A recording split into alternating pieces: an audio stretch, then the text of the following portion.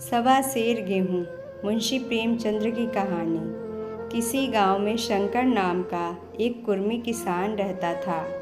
सीधा सादा गरीब आदमी था। अपने काम से काम, ना किसी के लेने में ना किसी के देने में। छक्का पंजा ना जानता था। छल प्रपंच की उसे छूत भी न लगी थी। ठगे जाने की चिंता न थी। ठग विद्या न जानता था।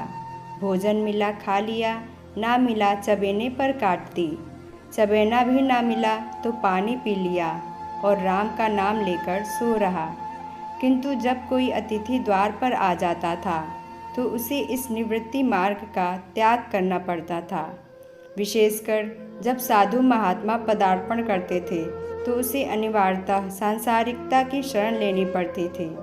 खुद भूखा सो सकता था, पर साधु को कैसे भूखा सुलाता। भगवान के भक्त जो ठहरे। एक दिन संध्या समय एक महात्मा ने आकर उसके द्वार पर डेरा जमाया। तेजस्वी मूर्ति थी, पीतांबर गले में, जटा सिर पर, पीतल का कमंडल हाथ में, खड़ाऊ पैर में, ऐनक आँखों पर। संपूर्ण वेश उन महात्माओं का सा था जो रईसों के प्रासादों में तपस्या, हवा गाड़ियों पर देव स्थानों की परिक्रमा और योग सिद्धि प्राप्त करने के लिए रुचिकर भोजन करते हैं। घर में जौ का आटा था, वह उन्हें कैसे खिलाता। प्राचीन काल में जौ का चाहे जो कुछ महत्व रहा हो, पर वर्तमान युग में जौ का भोजन सिद्ध पुरुषों के लिए दुष्पाच्य होता है। बड़ी चिंता हुई, महात्मा जी को क्या खिलाऊं। आखिर निश्चय किया कि कहीं से गेहूं का आटा उधार लाऊं, पर गांव भर में गेहूं का आटा न मिला। गांव में सब मनुष्य ही मनुष्य थे, देवता एक भी न था। अतएव देवताओं का खाद्य पदार्थ कैसे मिलता। सौभाग्य से गांव के विप्र महाराज के यहाँ से थोड़ा सा मिल गए। उनसे सवा सेर गेहूं उधार लिया और स्त्री से कहा कि पीस दे। महात्मा ने भोजन किया, लंबी तान कर सोए। प्रातःकाल आशीर्वाद देकर अपनी राह ली। विप्र महाराज साल में 2 बार खलिहानी लिया करते थे। शंकर ने दिल में कहा, सवा सेर गेहूँ इन्हें क्या लौटाऊं। पसेरी बदले कुछ ज़्यादा खलिहानी दे दूंगा। यह भी समझ जाएंगे, मैं भी समझ जाऊंगा। चैत में जब विप्र जी पहुँचे तो उन्हें 1.5 पसेरी के लगभग गेहूँ दे दिया और अपने को ऋण समझकर उसकी कोई चर्चा ना की। विप्र जी ने फिर कभी न मांगा। सरल शंकर को क्या मालूम था कि यह सवा सेर गेहूँ चुकाने के लिए मुझे दूसरा जन्म लेना पड़ेगा। 7 साल गुजर गए। विप्र जी विप्र से महाजन हुए। शंकर किसान से मजदूर हो गया। उसका छोटा भाई मंगल उससे अलग हो गया था। एक साथ रहकर दोनों किसान थे, अलग होकर मजदूर हो गए थे। शंकर ने चाहा कि द्वेष की आग भड़कने न पाए, किंतु परिस्थिति ने उसे विवश कर दिया। जिस दिन अलग अलग चूल्हे जले वह फूट फूट कर रोया। आज से भाई भाई शत्रु हो जाएंगे। एक रोएगा दूसरा हंसेगा।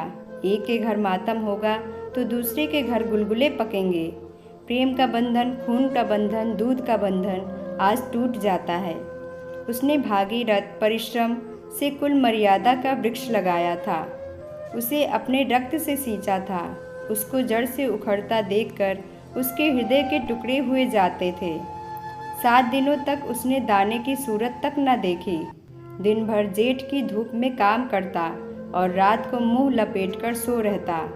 इस भीषण वेदना और दुस्सह कष्ट ने रक्त को जला दिया, मांस और मज्जा को भुला दिया। बीमार पड़ा तो महीनों खाट से न उठा। अब गुजर बसर कैसे हो। 5 बीघे के आधे रह गए। 1 बैल रह गया। खेती क्या खाक होगी। अंत को यहाँ तक नौबत पहुँची कि खेती केवल मर्यादा रक्षा का साधन मात्र रह गई। जीविका का भार मजदूरी पर आ पड़ा। 7 वर्ष बीत गए। एक दिन शंकर मजदूरी करके लौटा तो राह में विप्र जी ने टोक कर कहा, शंकर कल आकर के अपने 20 बेंग का हिसाब कर ले। तेरे यहाँ 5.5 मन गेहूँ कब के बाकी पड़े हुए हैं और तू देने का नाम नहीं लेता। हजम करने का मन है क्या। शंकर ने चकित होकर कहा, मैंने तुमसे कब गेहूँ लिए थे जो 5.5 मन हो गए?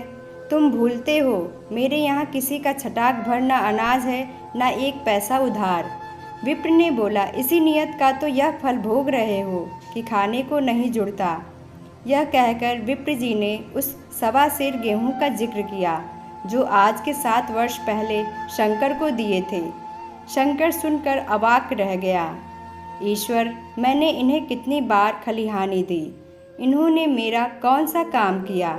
जब पोथी पत्र देखने, शायद सगुन विचारने द्वार पर आते थे, कुछ न कुछ दक्षिणा ले ही जाते थे। इतना स्वार्थ! 1.25 सेर अनाज को अंडे की भांति सेकर आज यह पिशाच खड़ा कर दिया जो मुझे निगल जाएगा। इतने दिनों में एक बार भी कह देते तो मैं गेहूँ तौल कर दे देता। क्या इसी नियत से चुप साध बैठे रहे? बोला, महाराज, नाम लेकर तो मैंने उतना अनाज नहीं दिया, पर कई बार खलिहानों में सेर 2-2 सेर दिया है। अब आप आज 5.5 मन मांगते हैं, मैं कहाँ से दूंगा? विप्र ने कहा, लेखा जौ, बख्शीश 100, तुमने जो कुछ दिया होगा उसका कोई हिसाब नहीं। चाहे 1 की जगह 4 पसेरी दे दो, तुम्हारे नाम बही में 5.5 मन लिखा हुआ है, जिससे चाहे हिसाब लगवा लो। दे दो तो तुम्हारा नाम छेक दूँ, नहीं तो और भी बढ़ता रहेगा। शंकर ने कहा, पांडे, क्यों एक गरीब को सताते हो? मेरे खाने का ठिकाना नहीं, इतना गेहूँ किसके घर से लाऊंगा?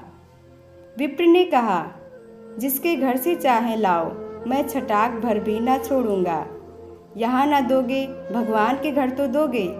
शंकर काँप उठा। हम पढ़े लिखे आदमी होते तो कह देते, अच्छी बात है, ईश्वर के घर ही देंगे। वहाँ की तौल यहाँ से कुछ बड़ी तो ना होगी, कम से कम इसका कोई प्रमाण हमारे पास नहीं, फिर उसकी क्या चिंता। किंतु शंकर इतना तार्किक, इतना व्यवहार चतुर न था। एक तो ऋण, वह भी ब्राह्मण का, बही में नाम रह गया तो सीधे नरक में जाऊंगा। इस ख्याल ही से उसे रोमांच हो गया। बोला, महाराज, तुम्हारा जितना होगा यहीं दूंगा, ईश्वर के यहाँ क्यों दूँ? इस जन्म में तो ठोकर खा ही रहा हूँ, उस जन्म के लिए क्यों कांटे बोऊं? मगर यह कोई नियाव नहीं है, तुमने राई का पर्वत बना दिया। ब्राह्मण हो के तुम्हें ऐसा नहीं करना चाहिए था। उसी घड़ी तगादा करके ले लिया होता तो आज मेरे सिर पर इतना बड़ा बोझ क्यों पड़ता? मैं तो दे दूंगा, लेकिन तुम्हें भगवान के यहाँ जवाब देना पड़ेगा। विप्र ने कहा, वहाँ का डर तुम्हें होगा, मुझे क्यों होने लगा? वहाँ तो सब अपने ही भाई बंधु हैं, ऋषि मुनि सब तो ब्राह्मण ही हैं, देवता ब्राह्मण हैं, जो कुछ बने बिगड़ेगी संभाल लेंगे। तो कब देते हो? शंकर ने कहा, मेरे पास रखा तो है नहीं, किसी से मांग जांच कर लाऊंगा तभी न दूंगा। विप्र ने कहा, मैं यह ना मानूंगा, 7 साल हो गए, अब एक दिन का भी मुलाहिजा न करूंगा। गेहूँ नहीं दे सकते तो दस्तावेज लिख दो। शंकर ने कहा, मुझे तो देना है, चाहे गेहूँ लूँ चाहे दस्तावेज लिखाओ, किस हिसाब से दाम रखोगे? विप्र ने कहा, बाजार भाव 5 सेर का है, तुम्हें 5.25 सेर का काट दूंगा। शंकर ने बोला, जब दे ही रहा हूँ तो बाजार भाव काटूंगा, पाव भर छुड़ा कर क्यों दोषी बनूं? हिसाब लगाया तो गेहूं के दाम 60 हुए, 60 का दस्तावेज लिखा गया, 3 सैकड़े सूद, साल भर में ना देने पर सूद की दर 2.5 रुपये, सैकड़े 8 आने का स्टाम्प 4 आने। दस्तावेज की तहरीर शंकर को ऊपर से देनी पड़ी। गांव भर ने विप्र जी की निंदा की, लेकिन मुंह पर नहीं। महाजन से सभी का काम पड़ता है, उसके मुंह कौन आए? शंकर ने साल भर तक कठिन तपस्या की। मियाद के पहले रुपए अदा करने का उसने व्रत सा कर लिया। दोपहर को पहले भी चूल्हा न जलता था, चबैने पर बसर होती थी, अब वह भी बंद हुआ। केवल लड़के के लिए रात को रोटियां रख दी जाती। पैसे रोज का तंबाकू पी जाता था। यही एक व्यसन था जिसका वह कभी न त्याग कर सकता था। अब वह व्यसन भी इस कठिन व्रत की भेंट हो गया। उसने चीलम पटक दी, हुक्का तोड़ दिया और तम्बाकू की हाड़ी चूर चूर कर डाली। कपड़े पहले भी त्याग की चरम सीमा तक पहुंच चुके थे, अब वह प्रकृति की न्यूनतम रेखाओं में आबद्ध हो गए। शिशिर की अस्थिभेदक शीत को उसने आग ताप कर काट दिया। इस संकल्प का फल आशा से बढ़कर निकला। साल के अंत में उसके पास 60 रुपये जमा हो गए। उसने समझा पंडित जी को इतने रुपए दे दूंगा और कहूँगा, महाराज बाकी रुपए भी जल्द ही आपके सामने हाजिर करूँगा। 15 रुपये की तो और बात है, क्या पंडित जी इतना भी न मानेंगे? उसने रुपए लिए और ले जाकर पंडित जी के चरण कमलों पर अर्पण कर दिए। पंडित जी ने विस्मित होकर पूछा, किसी से उधार लिए क्या? शंकर ने कहा, नहीं महाराज, आपके आशीष से आपकी मजदूरी अच्छी मिली। विप्र ने कहा, लेकिन यह तो 60 रुपये ही हैं। शंकर ने कहा, हाँ महाराज, इतने अभी ले लीजिए, बाकी मैं 2-3 महीने में दे दूंगा। मुझे उऋण कर दीजिए। विप्र ने बोला, उऋण तो जभी होगे जबकि मेरी कौड़ी कौड़ी चुका दोगे। जाकर मेरे 15 रुपये और लाओ। शंकर ने बोला, महाराज इतनी दया करो, अब सांझ की रोटियों का भी ठिकाना नहीं है। गांव में हूँ तो कभी न कभी दे ही दूंगा। विप्र ने कहा, मैं यह रोग नहीं पालता, न बहुत बातें करना जानता हूँ। अगर मेरे पूरे रुपए ना मिलेंगे तो आज से 3 रुपये सैकड़े का ब्याज लगेगा। अपने रुपए चाहे अपने घर में रखो, चाहे मेरे यहाँ छोड़ जाओ।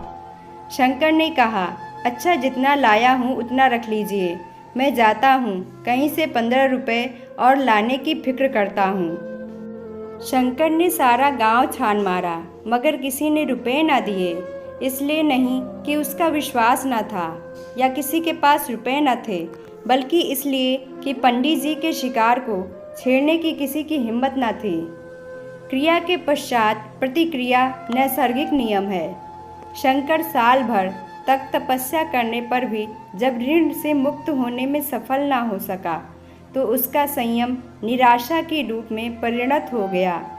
उसने समझ लिया कि जब इतना कष्ट सहने पर भी साल भर में 60 रुपये से अधिक न जमा कर सका तो अब और कौन सा उपाय है जिसके द्वारा इसे दूने रुपए जमा हो। जब सिर पर ऋण का बोझ ही लादना है तो क्या मन भर का और क्या सवा मन का। उसका उत्साह क्षीण हो गया, मेहनत से घृणा हो गई। आशा उत्साह की जननी है, आशा में तेज है, बल है, जीवन है। आशा ही संसार की संचालक शक्ति है। शंकर आशाहीन होकर उदासीन हो गया। वह ज़रूरतें जिनको उसने साल भर तक टाल रखा था अब द्वार पर खड़ी होने वाली भिखारिणी न थी, बल्कि छाती पर सवार होने वाली पिशाचनियाँ थीं जो अपनी भेंट लिए बिना जान नहीं छोड़ती। कपड़ों में चकतियों के लगने की भी एक सीमा होती है। अब शंकर को चिट्ठा मिलता तो वह रुपए जमा न करता, कभी कपड़े लाता, कभी खाने की कोई वस्तु। जहाँ पहले तम्बाकू ही पिया करता था वहाँ अब गांजे और चरस का चस्का भी लगा। उसे अब रुपए अदा करने की कोई चिंता न थी, मानो उसके ऊपर किसी का एक पैसा भी नहीं आता। पहले जूड़ी चढ़ी होती थी पर वह काम करने अवश्य जाता था, अब काम पर ना जाने के लिए बहाना खोजा करता। इस भांति 3 वर्ष निकल गए। विप्र जी महाराज ने एक बार भी तकाजा न किया। वह चतुर शिकारी की भांति अचूक निशाना लगाना चाहते थे। पहले से शिकार को चौंकाना उनकी नीति के विरुद्ध था। एक दिन पंडित जी ने शंकर को बुलाकर हिसाब दिखाया। 60 रुपये जो जमा थे वो मिन्हा करने पर अब भी शंकर के जिम्मे 120 रुपये निकले। शंकर, इतने रुपए तो उसी जन्म में दूंगा, इस जन्म में नहीं हो सकते। विप्र ने बोला, मैं इसी जन्म में लूँगा, मूल ना सही सूद तो देना ही पड़ेगा। शंकर ने कहा, एक बैल है वह ले लीजिए, और मेरे पास रखा क्या है। विप्र ने कहा, मुझे बैल बधिया लेकर क्या करना है, मुझे देने को तुम्हारे पास बहुत कुछ है। शंकर ने कहा, और क्या है महाराज? विप्र जी बोले, कुछ है, तुम तो हो। आखिर तुम भी कहीं मजदूरी करने जाते ही हो। मुझे भी खेती के लिए मजदूर रखना ही पड़ता है। सूद में तुम हमारे यहाँ काम किया करो। जब सुविधा हो मूल को दे देना। सच तो यो है कि अब तुम किसी दूसरी जगह काम करने नहीं जा सकते जब तक मेरे रुपए नहीं चुका दो। तुम्हारे पास कोई जायदाद नहीं है। इतनी बड़ी गठरी मैं किस एतबार पर छोड़ दूँ?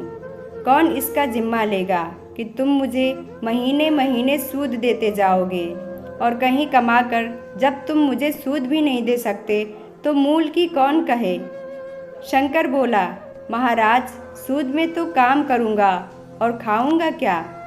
विप्र बोले, तुम्हारी घरवाली है, लड़के हैं, क्या वे हाथ पाँव कटा के बैठेंगे? रहा मैं तुम्हें आधा सेर जौ रोज़ कलेवा के लिए दे दिया करूँगा। ओढ़ने को साल में एक कंबल पा जाओगे, एक मिर्जई भी बनवा दिया करूँगा। और क्या चाहिए? यह सच है कि और लोग तुम्हें 6 आने देते हैं, लेकिन मुझे ऐसी गरज नहीं है। मैं तो तुम्हें रुपए भरने के लिए रखता हूँ। शंकर ने कुछ देर तक गहरी चिंता में पड़े रहने के बाद कहा, महाराज, यह तो जन्म भर की गुलामी हुई। विप्र बोला, गुलामी समझो चाहे मजदूरी समझो, मैं अपने रुपए भराए बिना तुमको कभी न छोड़ूंगा। तुम भागोगे तो तुम्हारा लड़का भरेगा। हाँ, जब कोई न रहेगा तब की बात दूसरी है। इस निर्णय की कहीं अपील न थी। मजदूर की जमानत कौन करता? कहीं शरण न थी, भागकर कहाँ जाता? दूसरे दिन से उसने विप्र जी के यहाँ काम करना शुरू कर दिया। 1.25 सेर गेहूँ की बदौलत उम्र भर के लिए गुलामी की बेड़ी पैरों में डालनी पड़ी। उस अभागे को अब अगर किसी विचार से संतोष होता था तो यह था कि वह मेरे पूर्व जन्म का संस्कार है। स्त्री को वे काम करने पड़ते थे जो उसने कभी न किए थे। बच्चे दानों को तरसते थे, लेकिन शंकर चुपचाप देखने के सिवा और कुछ न कर सकता था। वह गेहूं के दाने किसी देवता के शाप की भांति याव जीवन उसके सिर से न उतरे। शंकर ने विप्र जी के यहाँ 20 वर्ष तक गुलामी करने के बाद इस दुस्सार संसार से प्रस्थान किया। 120 रुपये अभी तक उसके सिर पर सवार थे। पंडित जी ने उस गरीब को ईश्वर के दरबार में कष्ट देना उचित न समझा। इतने अन्यायी, इतने निर्दयी न थे। उसके जवान बेटे की गर्दन पकड़ी। आज तक वह विप्र जी के यहाँ काम करता है। उसका उद्धार कब होगा भी या नहीं, ईश्वर ही जाने। पाठक, इस वृत्तांत को कपोल कल्पित न समझिए, यह सत्य घटना है। ऐसे शंकरों और ऐसे विप्रों से दुनिया खाली नहीं है। धन्यवाद।